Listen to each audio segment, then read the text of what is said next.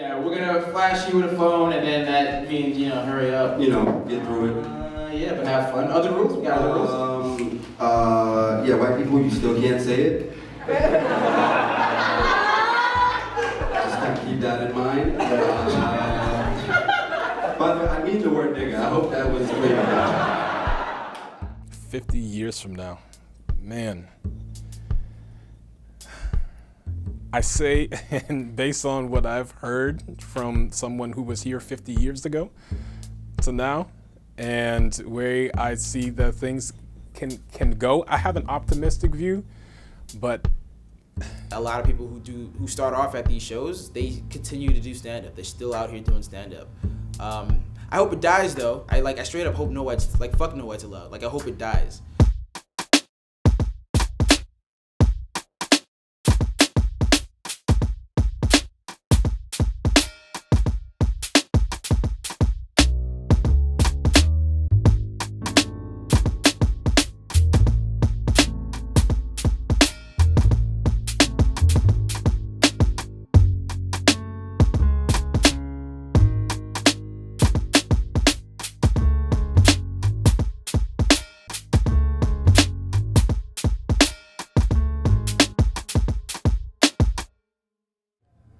Where is the place for people like us? Where is the place for people with darker skin? Where is the place for people from the hood? Why? So Malcolm and me, we were just like, you know what? Let's do it. Let's start a show for people of color. Why not? Fuck it. All right, let's knock knock. Who's there? Not a black actor who won an Oscar. The other one is about Leonardo DiCaprio had just won an Oscar, and we were saying we were starting to think, had he not won, maybe he was black. Yeah, Leo was black. We won that year. And we did. And so next semester, we started planning for this show.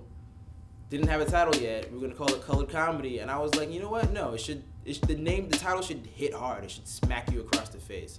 And so I called it No Whites Allowed. Hi, my name is Amber. I'm a junior BMA.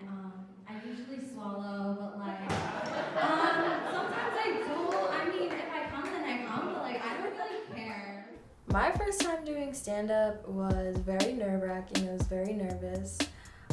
I did not have a lot of positive encouragement before stepping on stage. But I was like, I can prepare for this. I can make this happen. I was so confident in myself. Surprisingly enough, I went up there and I just started talking and people started laughing. And I was just like, all right, this is not that bad. I think I can actually do this. And then next thing you know, it was over. What made me want to create NWA? Because there wasn't a place for people of color to do stand-up and just have fun. I knew a lot of funny people of color, really funny people of color, who would never do a typical open mic at Emerson because it's full of white dudes. First time I did NWA was the first time I did stand-up.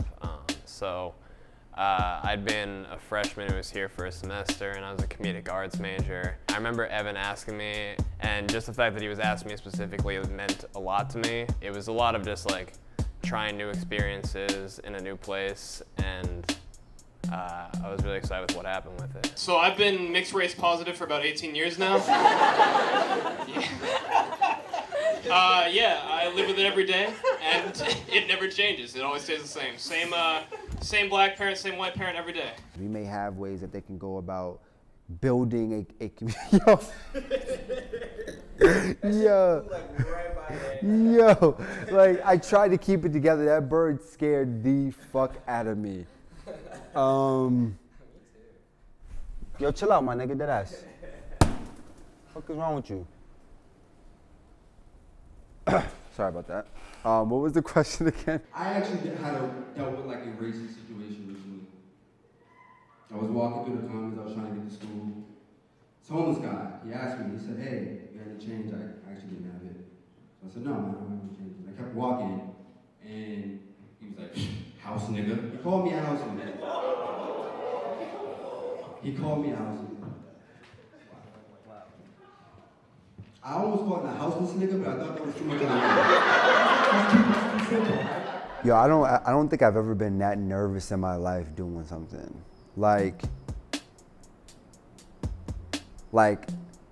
the amount of wild shit that was going on in my stomach, getting on stage to try to make people laugh was by far the most difficult and nerve-wracking thing I've ever had to do. Only thing that I remember going through my brain was, I think I can do this show though. If there was any place that I'm gonna try this, it's gonna be here, because I know that I can at least get something out of it and it won't be too bad. Anywhere else, I definitely wouldn't have got on stage. And so that's why I have a fond appreciation not a fond appreciation, I have a great appreciation for Evan in NWA, because I'm not a stand-up comedian if that show doesn't exist. I'm at a 540 right now. I'm not doing that bad. I'm gonna get 620. It turns out Credit Karma actually is free. Would you have tried comedy for the first time at Inside Joke ever? No. I know what you're thinking, like, Natalie, we own white people jokes. Like, what do we need to take them back from? I want to take them back from white people. Like, I don't know if you noticed, but white people have co-opted white people jokes. Are you surprised at some of the criticism of Inside Joke? Am I surprised at some of the criticism? No, not at all. Because I do stand-up mics in Boston, and it's the same shit. It's just like a bunch of white dudes taking up the room and supporting their friends and not supporting anyone else. You'll have probably at the average Inside Joke 2 or 3 women out of 16, 15 performers, and the all women show is just like 10, 12 just women performers, which is just like, you have to ask yourself, like, what happens to these other 10 women? Like, why aren't they doing stand-up and Inside Joke on every other night? She just kind of looked confused. Probably just had never met a stupid Asian person before. I feel like I don't consider myself a part of the comedy community here because I am not really willing or have the desire to venture outside of NWA or the opportunities that Hire or even Flawless Brown has offered to me. There's nothing else like it, and like peanut butter doesn't. Yeah. Yeah. Can we get that? Can we get? Oh, that's a good one.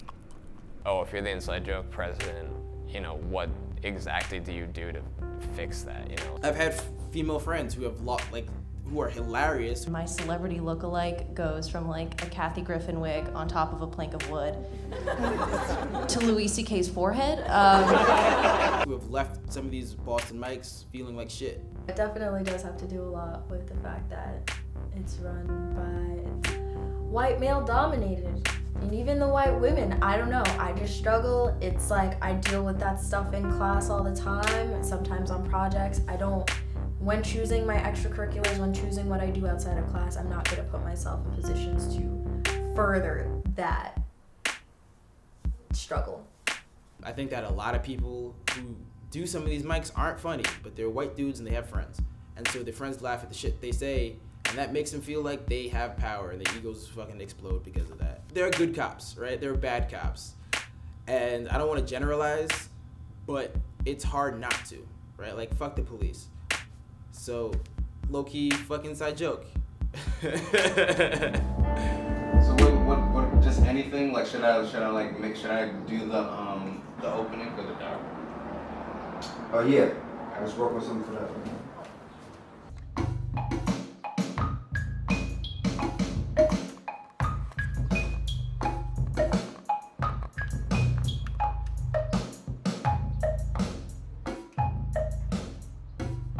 Hip-hop, in my opinion, is NWA. The vehicle to move anything nowadays that is speaking the counterculture, but also speaking experience. The thing about hip-hop is that hip-hop has 4 pillars, and all of those speak to oppression. All of those speak to certain components in Black culture that, you know, we've seen hip-hop grow and expand. You know, hip-hop has definitely morphed in, 40 years? You know, and the direction that hip-hop is going, it is the one thing that always just shatters my expectation every time. And it's as important, I believe, as anything that is pushing away the status quo and bringing in the counterculture. I've been in the shadows, now I'm climbing from the deep. Yeah, I'm addicted to the peaks. Gotta get it, just my reach. And you know it's not a car, motherfucker, this is heat. Yeah.